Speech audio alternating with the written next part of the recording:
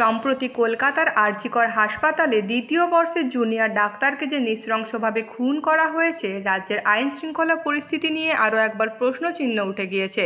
সর্বোপরি পশ্চিমবঙ্গ নারী সুরক্ষা সুনিশ্চিত এবং দোষীর কঠোরতম শাস্তির দাবিতে এবার প্রতিবাদ মিছিল করলেন কাশীপুর মাইকেল মধুসূদন মহাবিদ্যালয়ের ছাত্রছাত্রীরা।